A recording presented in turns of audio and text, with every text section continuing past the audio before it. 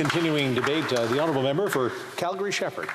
Thank you, Speaker. So it's always an honour, obviously, to rise and speak on behalf of my constituents in Calgary-Shepherd. I know that the residents have seen it fit to send me back here to speak on their behalf. This is one of the issues that I often get emails and phone calls about, which is the price of daily cost of living, whether it's their cell phone bills, whether it's rent, whether it's their mortgages, prices at the grocery stores, and elsewhere.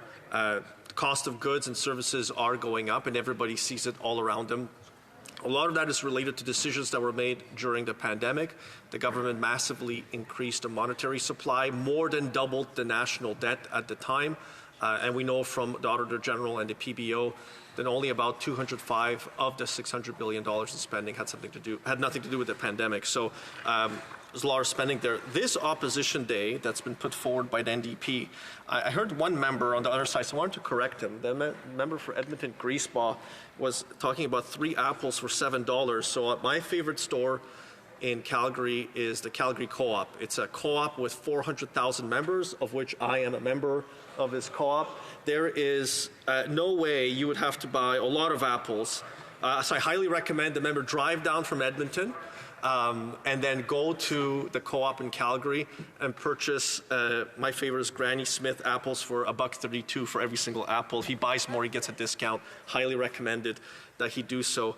And again, you can pick and choose which grocery stores you want to go to. There is choice out there. One thing I'll mention that the federal government is making it more expensive to shop at Calgary Co-op is because it's banned their fully compostable green bags that have no plastic in it whatsoever from being used, even despite the fact that the City of Calgary worked with Co-op to create a bag that was fully compostable in the city's compostable system.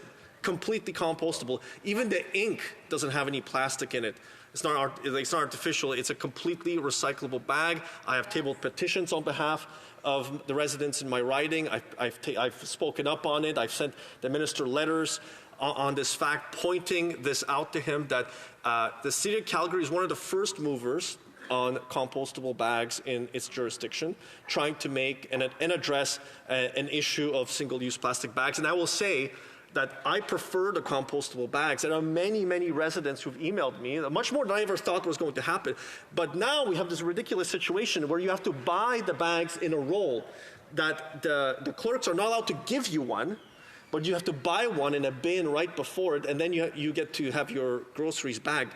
But they are much more expensive than they were before. That adds to the cost of going and buying groceries unless you remember to bring a cloth bag or one of your own bags. Many of us forget to do so. When you have kids and they're hassling you, it's very difficult to do. But that's just one small, very small example of what happens as you increase the costs to daily living. Like some of the examples that they have here, the government ordering companies to reduce prices as if that will work, when the government's pushing up prices because the supply chains are stressed because of the monetary supply has been vastly increased. You have more dollars chasing fewer goods and services. It is as true today as it has been decades and decades before. But I especially find it concerning that they would introduce here price caps. So price controls have never worked in any jurisdiction it's been attempted. It leads to rationing by suppliers and by producers, because if you can't get the price of which it costs you to make the product, to ship the product, so it can be on our store shelves, that makes you not do that. So then you will run short of goods. This was true in Western Germany. This was true well after the war. It is true in many jurisdictions for different types of goods and services, is when the government price caps it, and this has been tried in Canada in the 1970s. Famously, it was tried in the United Kingdom by a Labour government, and it led to shortages of goods and of services. You actually had in the United Kingdom, you had the national Labour government setting taxi rates. The national government of the UK in 1970 set taxi rates. It's reported in Lady Thatcher's, one of her biographies that she wrote about her time in government. I would think on B, the delays in long-needed reforms to the Nutrition North program. I think many of us would actually agree that reforms are needed to the program. I don't think anybody disagrees. We've had some of the prices quoted back to us on what it costs to live in the North. I think myself and other members who've come to be educated, thanks to others who have done the research, who've put forward the numbers, that this is something we would, I think, generally agree with. But then they go on to say, stop Liberal and Conservative corporate handouts to big grocers. I wonder when the NDP leader is going to talk about his brother who lobbies for Metro.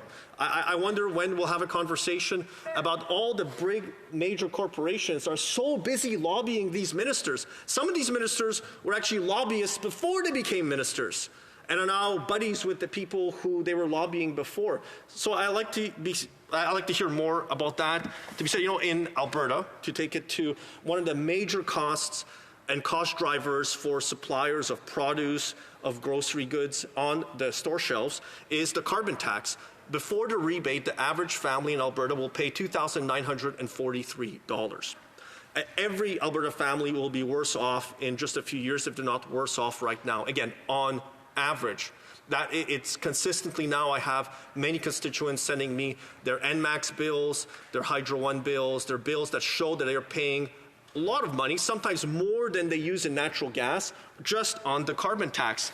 Madam Speaker, I have a great love for Yiddish proverbs. I know there are those who appreciate them when I use them. So, a fool says what he knows, and a wise man knows what he says. I think now I can transition to Speaker, what I think is the greatest foolishness is Budget 2024. $61 billion of new spending will only drive up the cost of our goods and services even further. This is $61 billion of new government spending that the coalition has decided to support, further driving up the prices of goods and services in Canada.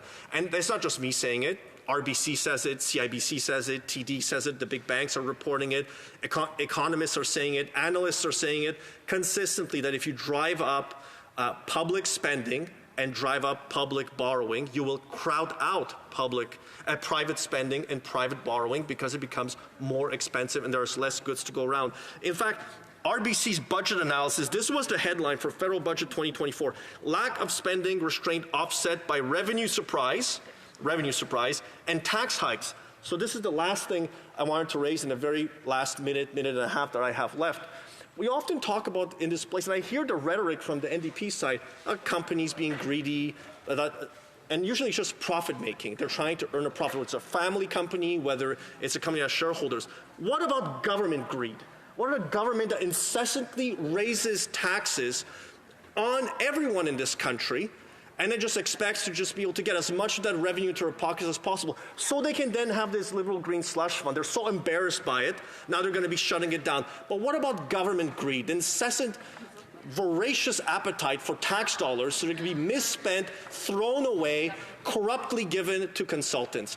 This is something I don't hear the NDP talk about enough. I don't hear Liberal MPs talk about enough. We have endless examples of corruption in the different government bureaucracies. The latest is the SDTC one, the Green Slush Fund, which the government has admitted and is shutting it down. They're abandoning it, trying to run away from their own board members that they appointed to it, who then corruptly gave themselves money to the corporations that they ran. But that money came from taxpayers.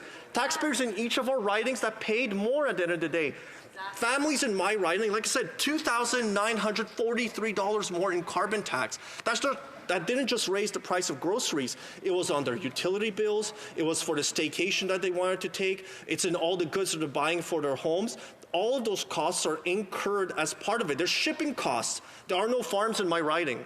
The closest connection we have to farms in my riding is through the grocery store. Same thing for seafood. That's the closest connection we have to the food chain. It's through the grocery stores. And when you go to them, you see prices being inflated. It's because the shipping costs have gone up so high. Thank you, Madam Speaker.